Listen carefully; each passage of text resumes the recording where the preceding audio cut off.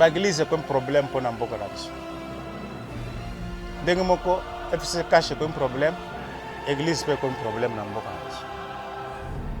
quoi. L'église, mutu kaka kola mukana tongo akangi verset moko na Bible, azui 5 chaises, azui hangar, Dieu m'a communiqué les désordres.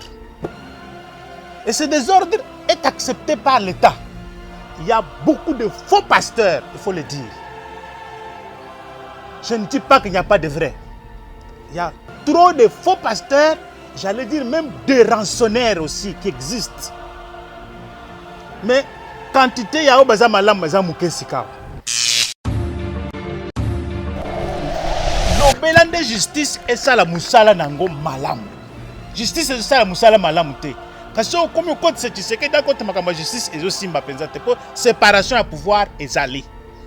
Donc tozana kokoso na likambo etali justice na mboka na biso. Coalition cash FCC comme problème pour na ba congolais. Au lieu de la solution et comme problème. Kati na bango wana bato mitema mabe bakoti bazali. O balingi bolamu ba congolais bazali te. Bato wana nde mokonzi alobeli. Soki bokobi na musala na bino wana ya mutema likunya Bic rouge et Kobima. Assemblée Kokende. Et puis ndeko Félix à l'obité. Bandeko ya FCC, bandeko ya cash, bandeko ya opposition, lobby parlement. Donc ndenge nini kamoko et telemi qui se sent mauvais se mouche. Bon, je salama. Tokoti kangote tant que on n'a pas identifié naza congolais, tout ça la élection ya ndengi wana kaka. Oyebi ke na élection na biso na bato ngo bazali na kati. Yo lobela ba nyamulenge. Mais kende na kayemba pembeni balongola ki borne. Paf ba pikuli borne. Ezaki na limite ba tindika ngondambo na kati ndambo musoki angola. Ovandi nzamba sala woni yaka woni yaka. Mais bozali bazolongola borne bozolobela ngote. Bozolobela ngote. Ah na kayemba. Tozana bazombo ebelao na mboka balobela ngote. Le Congo doit conquérir dignité ya baimboka na ibana mboka. Ebi tozana bandeko o bazana morphologie ya ba Rwandais biso na Congo tozana tribu ya Banyamulenge te.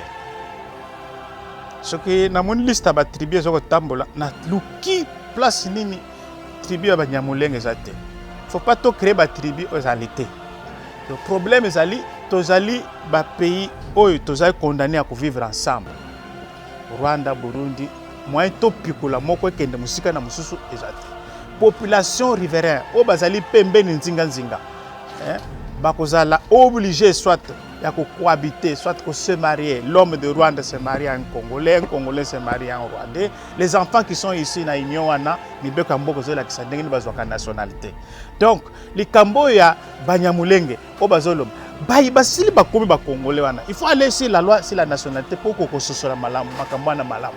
Ezali appellation o bazoko benga bandeko bazana morphologie proche ya banilotique bandeko bauti na Rwanda, Uganda ainsi de suite. Mais il y a des gens dedans qui sont habilités à être congolais. Le problème maintenant c'est quoi? On ne peut pas commencer à les juger brutalement comme ça. Et il faut maintenant tout ça la ndengeni. Identification, recensement.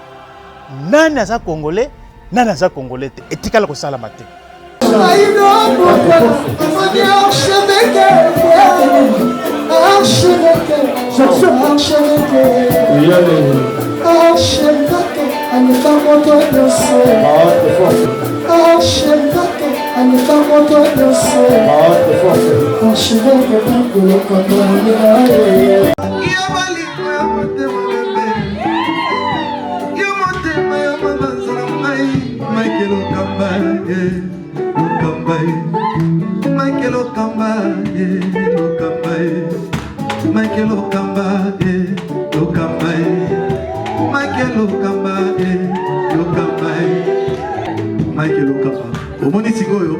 L'artiste, c'est l'improvisation.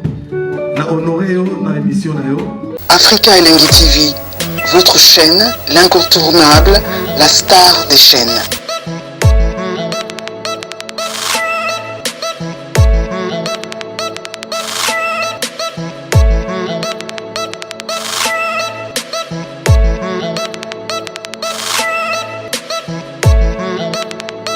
Africa Elengi TV, la magie de l'info.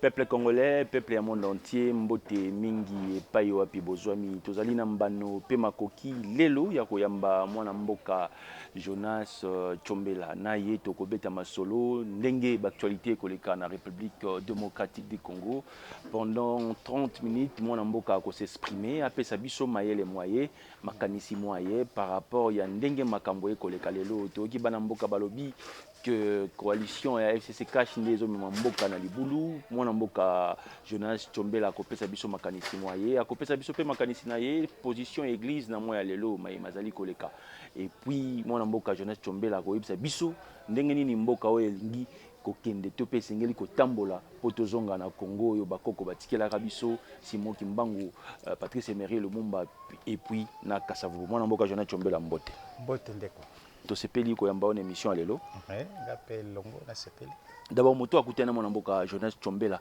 à retenir d'abord nini par rapport à présentation azali avocat du peuple donc molobeli la peuple yende mwana mboka Tchombela azali moko kati ya bai bazali komilite pona makambo tali moto kati na mboka na biso makambo ya droit de l'homme makambo ya démocratie makambo ya maponami ya solo kati na mboka na biso wana ezali nde etumba na biso pe makambo kobundisa bainyoso balingi kotia bana Congo na kati ya bozangi buyebi au balobi na lokota français toute personne qui tente de maintenir dans l'ignorance wana etumba eza na biso na ye po na bai bazali kosala makambo ya justice bana bisusu bitumba ezalaka biso na bango ndenge awa nazoloba toza na etumba mosusu makasi kuna na Popoka Baka bauti koboma papa moko kuna kombo na ye George Mbaya mais justice ya kenge ebandi kolibere bai suspect nyonso siko procès kosala malobi toyebi te justice nini bato bongo etumba ezali. Merci. Le 24 janvier 2019, le 24 janvier 2020, une année déjà alternance. Maëlle na yon ndenge justice ekotambola lelo. Est-ce que mwana mboka Antoine Félix Tshilombo Tshisekedi abongisi justice yango tope bebi kobeba? Yebi ke ye azali mokonzi mboka makambo ya justice etali penza yete po tozali na ba séparation ya pouvoir kati na mboka na biso. Justice yango nde sosolite ke za na makoki ya kosala manso po ete ekende keti misala liboso. Donc ba mingi baza ko banza ete so komi mokonzi mboka okobanda ko diriger justice wana ezali bunga. Justice, tout ça, le système de séparation de pouvoir. Parlement, gouvernement, justice. Donc, moko na moko quand on a une situation, on a kusala musala sans bloquer mususu, sans kusala mususu ndenge musala senge kolomba, elongoba ni kusala. Mais oyo tout ça na kokoso pona biso, tout ça na sengo na justice mboka na biso te. Justice mboka na biso ezali penzate. Eza kolandela makambo te, o ezali kosala. Ah na otuko biso le kambo zo sala na Popoka Baka, ah na kwango. Bazobo mamotu pe esengo justice ezwi batango bakoma ko libérer bango sans justification wana ezali malamu te soko tali miyibi ebele bato ndeko ebele baza ko détourner ba bien na mboka na biso justice ezolandela bango te donc biso tokoloba te ke toza na esengo koloba 24 te loba kaka justice na mboka na biso bandato bandi Congo après indépendance eza malamu te. Est-ce que lelo moto azali na katikati na mayema koleka lelo? Est-ce que l'homme est au centre lelo? Préoccupation à justice c'est quoi ezali pouvoir po bango ba nommer bango ba mingi ba nommer bango za ko dépendre mingi na ba nommer bango pona soki lelo mobola akei na muzui muto ambongo po riche liboso ya justice muzui nda koleka soki net biso babola bo bato apase botokole ko ntozate tala kaka na banzela na biso de corruption za ko tambola corruption communauté sport national mutu nyonso aza kosala lango na ba école na bana baza ko rompre na nguba uzomona a rompre mulakisi na nguba omoni est-ce que passe nde komisi biso wana donc justice ya mboka na biso e komi problème pour na mboka na biso donc solution eza penza te na makomi musantu o balbengi bible balobi la justice élève la nation mais l'injustice fait quoi va baisser la nation tous à la surprise que tous la combo à justice mais la justice à ba homme fort justice à ba tambongo justice aux allés politiser donc il faut ba congé à justice va se remettre en question est-ce que population et se fait la musala auto sala tofutaka babongo bapako po ete bafutaka bango. Mais est-ce que mosala basalaka biso ezaka malamu? Wana mpona ngai nakoko yebisa ke tozali na mawa mingi mpona justice ya mboka na biso po eza justice bahomme. Meme ngai oyo nazoloba balevaka nga moko mosusu babwaki ngai na kasho kaka boye po ezaki justice ya bato ya makasi na biso bato ya babola. Mais toza kobunda po ete justice ekoma justice ya solo oyo ta mobola akei alongi muzwi nde justice wana tozoluka maintenant tozwi yango te. Une année alternance bilan par rapport à pouvoir au toza nango sikoyo. Bon boleli mingi bilan tokokoloba bona mukuse ngai nakobakisela likambo mosusu leçon tozoko tirer dans cette année. Okobakisela peuple bakolanda biso. Et voilà. Nakobanda liboso na bilan lobi. Tobi mwana mboka Tshisekedi tango zui azaki na campagne alekaki na radio moko ya mboka na biso oyo moko yebi pe na Top Congo na sa campagne te mais nde bosolo il faut tolobela likambo ndenge ezali to manyola yango na to manyola vérité batami na sa message to tiango likolo mboka balanda biso malamu. Alors alobaki ke soki ngai na komi mokonzi bakasho aner ekokangama. Est-ce que bakasho aner ezali lisusu? C'est ça te? Tozalaki biso soki okomi na mboka Banzangungu conseil de sécurité se réunir. On dirait nazali rebelle. Plus ba rebelle bazalaka bakenda kapete. Donc bakasho aner nyonso ekangami. Alobaki akobunda makambo ya est. Po ete kuta bungisi na avion na ye na baye baza kosala na ye kati na makambo wana ya koluka kimia na est. Basoda alakaki bazali kuna 11,000 lelo baza 22,000. Etumba ezokoba. Na makambo etali droit de l'homme pe liberté ya bato na mboka na biso mwana mboka Félix asalisi biso po to avancer muke po ezalaki so sale meeting Masasi maya moto bakobenga na bino bakangi bino biloko wana eza lisusu te okomona ba opposant batamboli mboka mobimba bazoko sala makambo na bango c'est ça la santé à démocratie. Donc côté wana tokoko pese mokako soit parce que mutu toza na prisonnier politique te.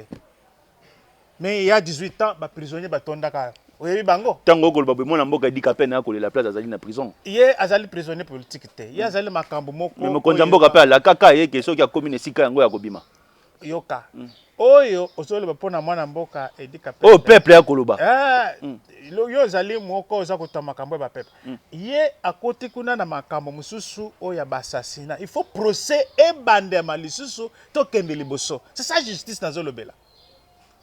Donc ye akangami kuna po ete afingaki président te ba soupçonner que azali kati na masolo ba bomaki président. Donc justice ozongeli likambo ya justice ya mabe. Donc il faut tozongela côté solution za côté Tshisekedi te Mike Mukeba ya kolanda yo makambo ko na prison makala mwana mboka Jonathan Chombe. Mais na kanisi c'est mon ami d'ailleurs azali na kati ya na prison eza Tshisekedi mutu akangi te. Zomon yo zolinga nde komisa Tshisekedi na makambo ya justice na ko tunonde makambo peuple le pesengi na tuna peuple nde nazo ebisa yeke ko kodisa Tshisekedi na makambo ya justice te lobela nde justice esala musala nango malamu justice esala musala malamu te kasi okomi kodisa Tshisekedi akota makambo ya justice ezo simba penza te po séparation ya pouvoir ezali zomon.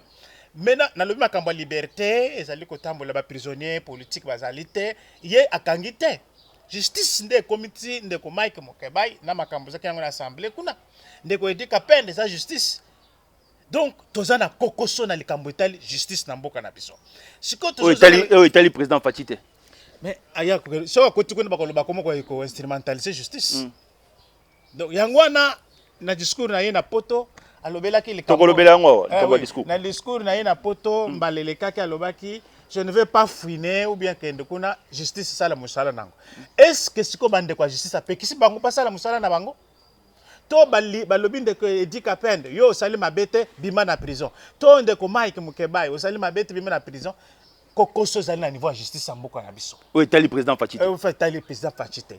Deuxième chose pour na lobi makambo bilan na kanisi tozaki na likambo moko bato bakomisaki makambo ebola na Beni neti business webi ministre moko wa toyebi ye abanda ko batama na babisika ya santé ministre na akomisaka ngo business ye azana gouvernement biloko wana suna zoloba il faut tous à la peine bokebi président Tshisekedi a salé makambo wana nyonso sans gouvernement sans budget budget ba ko voter gouvernement ko bima nyonso wana ba impulsion na cadre ba makambo na bimisaka 100 jours nde a changé équipe ba ko tia mwana mboka mayele ko yo koleka professeur Muyembe Ebola ekwekao le cambo Ebola tout le belango société tout comme consolider ekwekao alors tout ça pena Ebola ekwekao balkanisation yi balkanisation wana bendenga le cambo sous mabe mais to bomba parce que question ngo pesa oui to bomba le cambo balkanisation pour ko zongela ngo malamu penza po bayo zolanda biso landa dia maintenant le kozana bilan un peu négatif.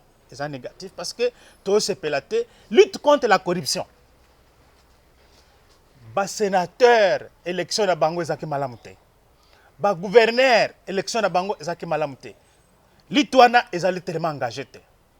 Balancer programme et changement de mentalité mais toujours mon contenu peu effectivité nangoté.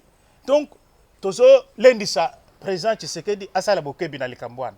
Pambate impunité na lutte contre la corruption. Non, vandité. Mais tout tenir rigueur sans gouvernement, sans budget, dans une année, à quoi embrasser ma cambobelete. Dans une année, on ne peut pas juger Fati. Pourquoi pas? Je suis en train de le juger que sur le plan de la corruption est simbité. Lutte contre la corruption est simbité. Pourquoi pas? On peut le juger sur ce qu'il a fait, mais dans une année, on pouvait bien le juger si, aussitôt qu'il a pris le pouvoir, il a le gouvernement. Ça a pris 8 mois pour toujours le gouvernement. Mais ce que moyen ni na ko diriger mboka sans gouvernement. Moyen na ko diriger mboka sans budget. Budget to ko voter sans kana soka mbula. Ce que ya ko diriger mboka ndene. Donc na maloba. Si ko inde peuple la moka. Raison est ça société, gouvernement est budget est to bandi janvier. To landela bango. Année des actions. Ah. To zel. Janvier na cancelo besosil. To landela. C'est qu'à la fin, il y a 3 mois ou 6 mois, il faut que tu action, mais action n'est pas bandit. Voilà comment on juge. Ça, c'est sur le plan, il y a moins bilan mouké, il y a biloko et salami. Mais le plus grand bilan pour lui, parce que ils ont que l'écho, il y a une institution en place. Une institution, ils ont quitté, ils ont en place. Et qui est en place, il y a des ordres, un peu il y a Kokoso, parce que il y a une coalition. Il y a FCC Cash, il y a une coalition, ils sont piégés par la batomité mabe bazana kati. La coalition, ils ont batomité mabe, au mitema likunya balingi ba Congolais ba sepelate bazana kati ya coalition wana. Donc batwana to luka moyen nini ba pesa taba komo na bango pour peuple aye bakabango. Merci. Ba imboka obo kolanda biso to yambi mwana mboka Jonas Tchombela. Je pense que to koyoka makambo akoloba na lo même yanyo surtout. Soko kolanda biso bengi biso kana numéro ezali affiché wana to po tindeli biso testo. Mwana mboka Jonas Tchombela mokonza mboka Antoine Félix Tshilombo Tshisekedi a lobi discours devant peuple congolais ya diaspora na Londres et pas wapi lobi ke bande kona biso ba banya mulenge ba congolais peuple réagir opinion lobi mo mingi yo lobini. Oyebi tozana bandeko o bazana morphologie ya ba Rwandais biso na Congo tozana tribu ya Banyamulenge te. Soki na mon liste ba tribu ezoko tambola na luki place nini tribu ya Banyamulenge zate. Faut pas to créer ba tribu ozalité. Le problème ezali tozali ba pays oyo tozali condamné à vivre ensemble. Rwanda, Burundi, moyen to pikula moko ekende musika na mususu ezate. Population riveraine, au bazali pembe nzinga nzinga, bakozala obligé soit ya cohabiter, soit que se marier. L'homme de Rwanda se marie à un Congolais se marie à un Rwandais. Les enfants qui sont ici na Union wana, mibeko mboko zola kisandenge bazwaka nationalité. Donc, les Kambo ya Banyamulenge, au bazolo, basili bakomi ba Congolais wana. Il faut aller sur la loi, sur la nationalité pour qu'on se la malamu, makambwana malamu. Ezali appellation au bazoko benga bandeko bazana morphologie proche ya banilotique, bandeko baguti na Rwanda, Ouganda, ainsi de suite. Mais il y a des gens dedans qui sont habilités à être congolais.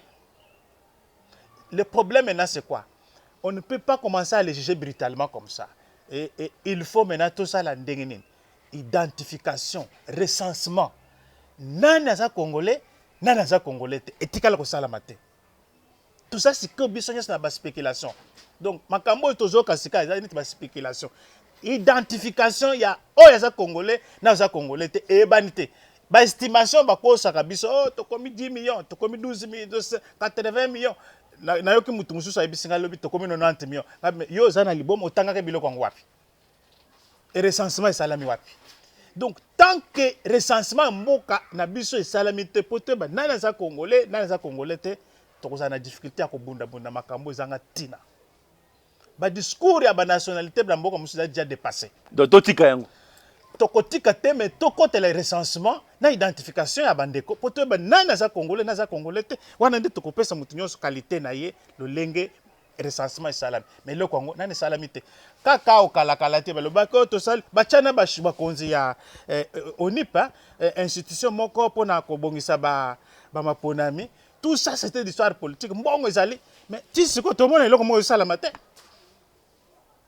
mbongo zo salama tokotika ngo te tant que on n'a pas identifié naza congolais to sala ba élection ya ndengi wana kaka oyebiki na élection na biso na bato ngo bazali na kati yo lobela ba nyamulenge mais kende na kayemba pembeni balongola ki borne paf ba pikuli borne ezaki na limite ba tindika ngo ndambo na kati ndambo musoki angola bovandi nzamba sala woni yaka mais bozali bazolongola borne bozolobela ngo te bozolobela ngo te na kayemba tozana bazombo ebelao na mboka balobela ngo te ata bebenga na bino na Brazza neti ba mbwa boyaka bolelaka pamba pa.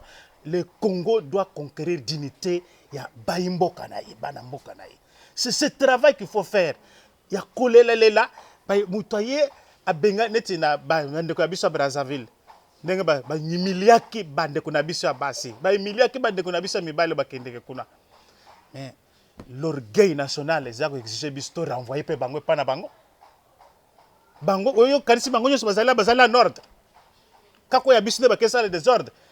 L'autorité de l'État et la dignité des Congolais reste un combat à conquérir. Merci.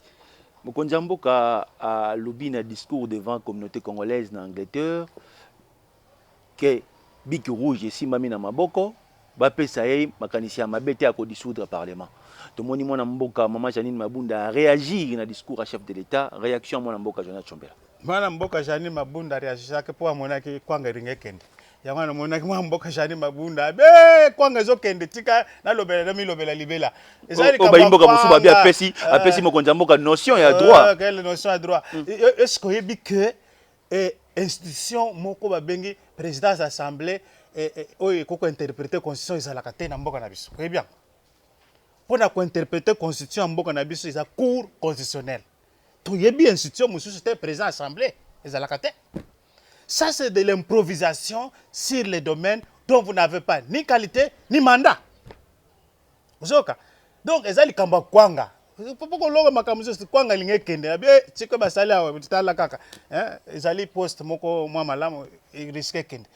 Vrai problème, de ko Félix a lobby ko dissoudre l'Assemblée. Alobi soki bazali ko koba na ko sala misala ko bloquer boy botinde kanga na makanisa bongo te. Panique. Bato bazo bloquer. Oui na dibisio que coalition cash FCC comme problème pour na ba congolais. Au lieu la solution est comme problème. Kati na bangwana bato mitema mabe bakoti bazali. O balingi bolamu ba congolais bazali te. Bato nde mokonzi alobeli. Soki bokobi na musala na binwana ya mutema likunya Bic Rouge ekobima assemblée kokende soki bimi mboka ekopela moto parce que ba imboka FCC ba na 350 députés nationaux oyebi bako bakaka na ko bloquer Bic Rouge ekobima bango baza 350 mais population ezali plus que 350 yebaka colère la population na passe ba moni poto za élection ngo oya kozongisa biso na makambwana etali bango. Ceux qui bauti na peuple, basala oi peuple azo senga bango. Bale baza ba pona ba peuple. Et puis ndeko Félix a lobité, bandeko ya FCC, bandeko ya cash, bandeko ya opposition lobby parlement. Donc ndenge nini kamoko etelemi qui se sent mauvais se mouche. mokonzi mboka il fallait le ban stade de martyr, rendez-vous manqué et là koni ni quinoa lingaki koyoka pa mwana mboka Félix mengaza porte parole ndeko Félix c'était kendo tuna ndeko porte parole ndeko Félix makamuni mokonzi loba nga ezali molobeli ya peuple lobelanga makambo ya peuple nde nazoloba oh lelo bakomi ko juger mwana mboka Jonas Tchombela na ngambo wa mwa moke ya IDPS Jonas Tchombela a changé makanisi moye ndenge abande ko lobela peuple ko lobela sous peuple ndenge wala yebi tawo na kendaki na dialogue kuna na cité union africaine balobaki o akomi pembe ya ndeko Kabila nazali kaka place bato bazomona pasi nazosala mobembo mikolo mibali na kenge mpona likambo na ebisio ya ndeko wana babumaki place nazali yango wana soko lingo lukangai place passe ya population ezali mais soko komo kotindika ngai ezali côté à gauche côté à droite soki mwana mboka Félix asali makambo eza ko rencontrer préoccupation ya peuple tokokumisa ye mais mukola kosala makambo ezali libanda ya peuple okomona bawo bazolebesa wana bako changer langage umoni tina nini to soutenir gratuité o ba professeur ba ko futa matin ba ko futa mandeni budget ezalaki te na ebisio kasali musala ngo sans budget sans gouvernement peuple kolela mieux faut que Kabila zonga na minute o ke Félix wana nzama loba nayo maloba peuple tininga na tinga mwana mboka Tchombela peuple azolanda yo akoriska bayo aloba yo net o sale ko sala propagande moko bango azoloka te peuple atindi yo polo ba makambo ya azoloka songola zonga te bazolo ba musuba lobaka pe mubuto azonga te oyeba kango te vous savez c'est très facile de dire zonga mais vous savez il y a un bout de temps c'est auto ebise ba prisonnier politique nga moko mutanzo ebise na sala 396 jours na bande ko ya CLC parce que tu as revendiquer ba élection oyo zomon à cause il y a régime elingi pouvoir pour le pouvoir mais pouvoir service exacté donc pona biso tozali ko banza boye peuple wana aza naïf te azolanda obi peuple oyo banda ko manipuler ya 2006 2011 2018 ils ont 3 peuples alors attention avec le dernier peuple aussi pour peuple oyo azali accentué par action ya ba jeune ya mouvement citoyen oui bien banana ba jeune wana bande kunanga wana o ya 2006 bazalaki te mais sikawa bazali partout attention kosala attention na peuple ya bongo parce que peuple ya oyo mokanisa vandinya aza zoba pa lobaka. Merci. Jonas Tchombela, la situation sociale à peuple congolais, le soto leki na marché ezali catastrophe au Pesimbouamboua. Boyi dollar le ko changement à 17.4. Est-ce que lelo conseil nini koki ko pesa mokonza mboka ndenge alobaki année 2020 eza année des actions? Ngai na ko pesa conseil moko te parce que azana programme. Azana programme ya gouvernement. Ba appliquer kaka programme wana. Tobunda musolo ezala mobiliser pour être programme wana réaliser certains problèmes où toujours le belnamé sawa uza solution. Bis to koko ndima teke mutoke ne musala asala ka bafuta ka yete. To koko ndima teke papa azana ndako moyen pesa mwana na soins de santé ezate parce que azangi moyen. To koko ndima teke ba mama ba ko sala misala banda tongo tipo kwa po mobala sala ka musala te. Faut pas créer emploi. Donc plan oya mokonzi mboka oya kobongisa mboka plan wana il faut esalama.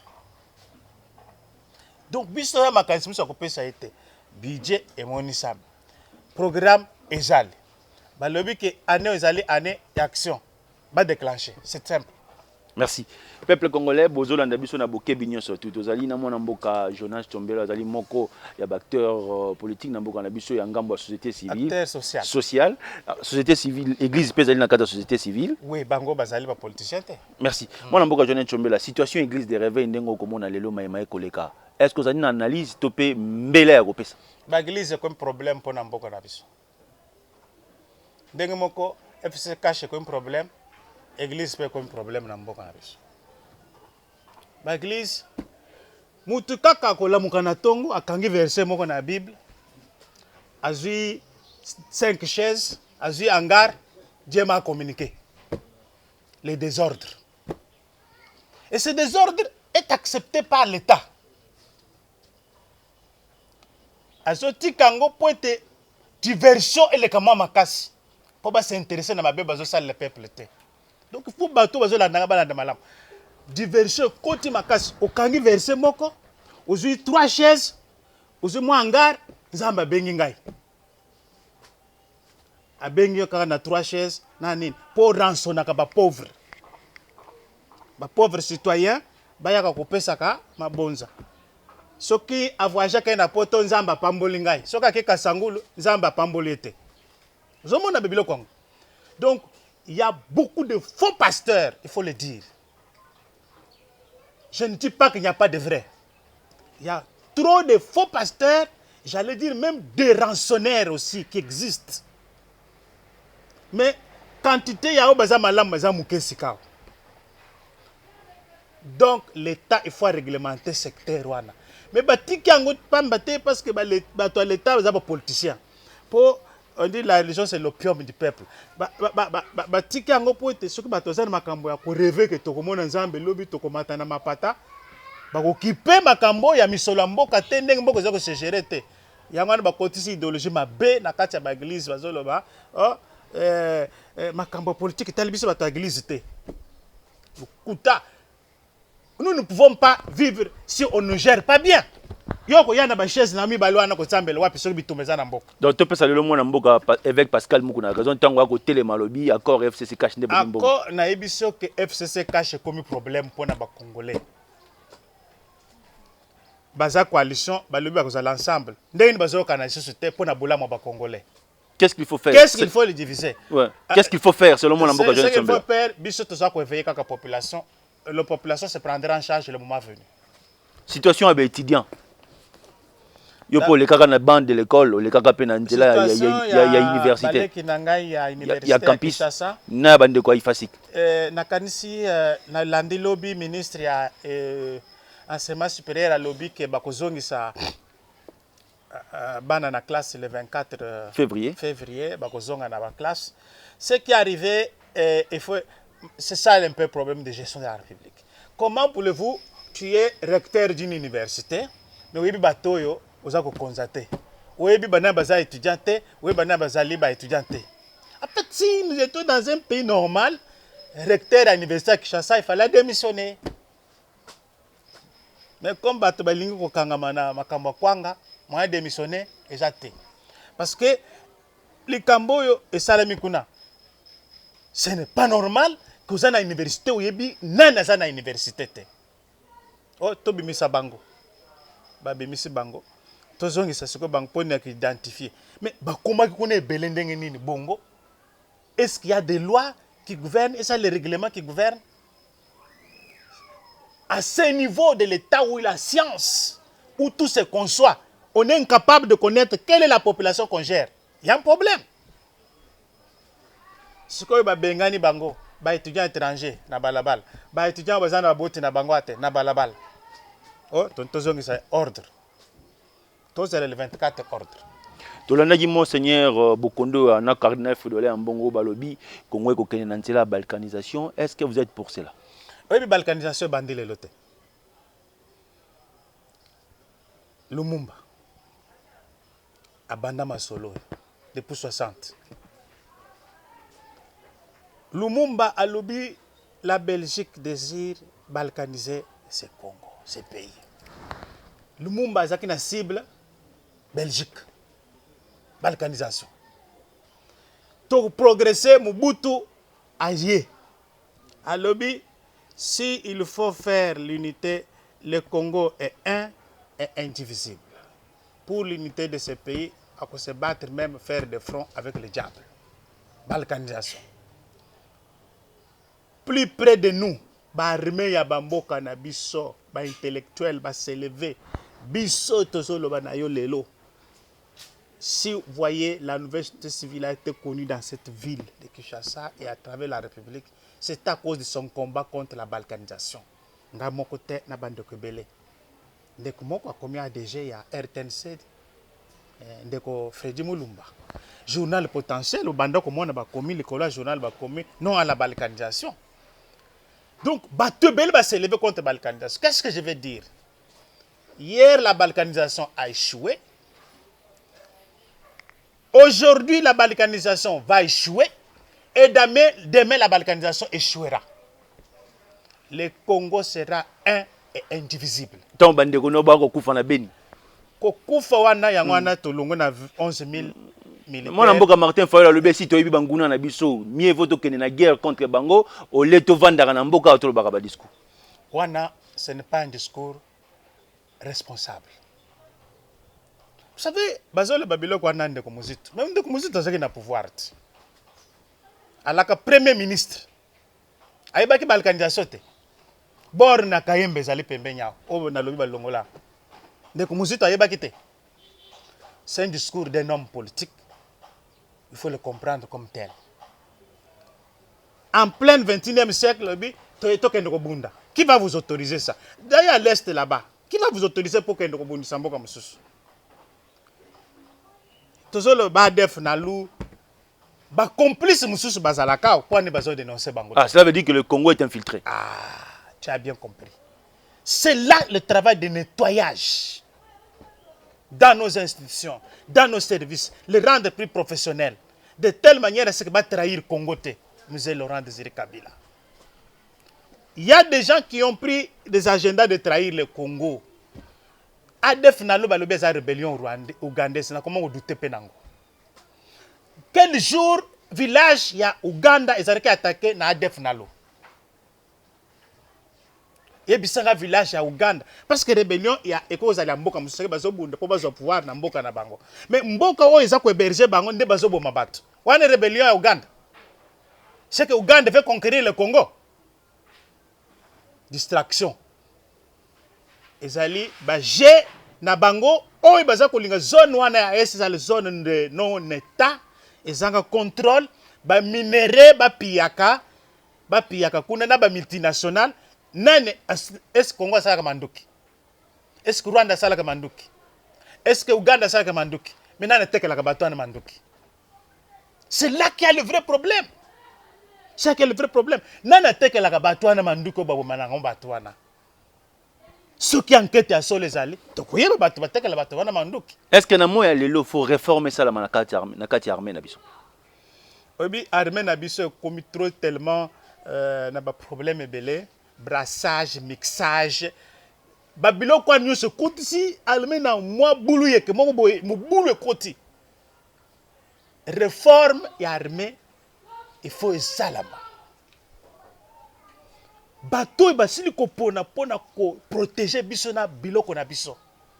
Ba sengeli bazo lukumo sengeli na bango. C'est pourquoi il faut tout soutenir bande ko bazali na benyi. O bazo ko bunda po ete ba indiscipliné oyo bato oyo ya ADF Nalu bako tika musala na bango ko boma bande ko na biso. Donc armée réforme il faut salam mais réforme nous salama parfois malamute encadrement ya ba force boy umuna armée na biso Belgique encadré MONUSCO encadré Angola encadré to comprendre ce que encadrement de ce que l'équipe est belé couper ça moi mubulu. La vision de l'armée, on doit l'avoir. Il faut les doter de moyens. Il faut qu'on foute à bango. Il faut qu'on pèse bango moyen sengel na bango. Tozali na bato y batanga na ba école makasi na mboka na biso. Oui bien. O bazali reconnaître ba académie ya mukili mobimba bi wana soka simbi ezotambola. Boko mingi bakufa kufa. Général Baouma kufa. Ndeko Mamadou Ndala kufa. Mbouza Mabe. Ah, Mbouza Mabe kufa. C'est-à-dire tozangi batute, tozangi de organisation. Et là que tozanga biso. Très bien, tout ce qu'elle a 5 minutes pour te clôturer. Gestion la ville province à Kinshasa, peuple qui nous a lobby tout dans mon mboka Jonas Tchombela. Est-ce qu'après Kimbut égal avant Kimbut? Nan to moni changement te. Kin bo pet nazomona ka ba banderole. Nazomona ka ba banderole na ba affiche partout et nuisance sonore mais na pourquoi makele les alliés.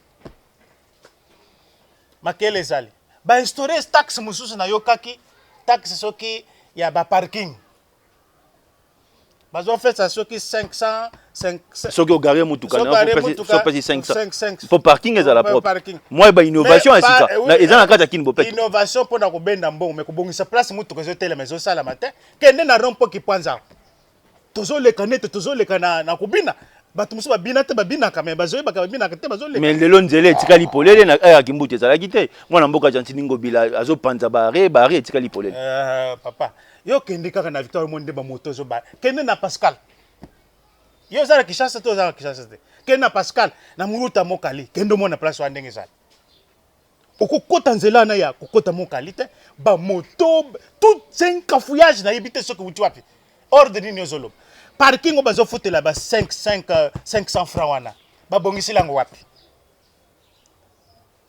contrôle technique bazo sala o constater que mutu keza ko bebe otiki mutu est-ce que sala musala il fallait sur place qu'on organise ce mécanisme ya ko bongisa mutu ko wana esila même si on ba lobi o soko ke pa munganga OK pas munganga a constaté malade mais munganga pèse ordonnance Alex pharmacie ango.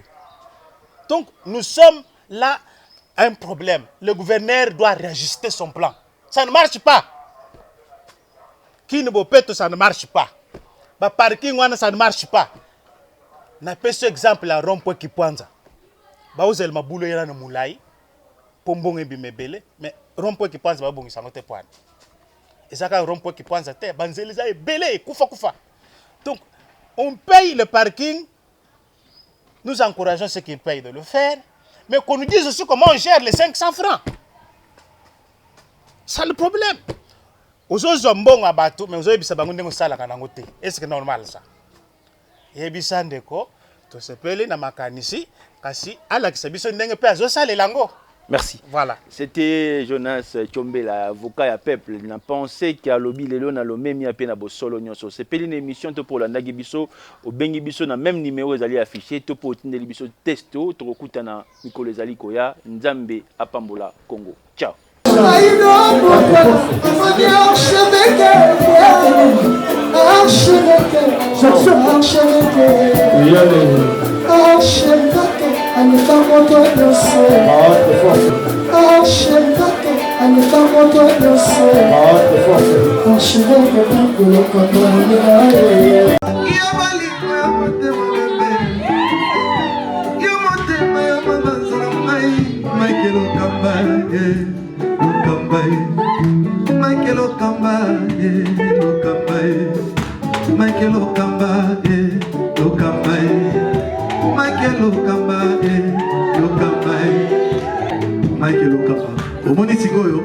L'artiste, c'est l'improvisation. La honoré dans l'émission. Africa Elengi TV, votre chaîne, l'incontournable, la star des chaînes.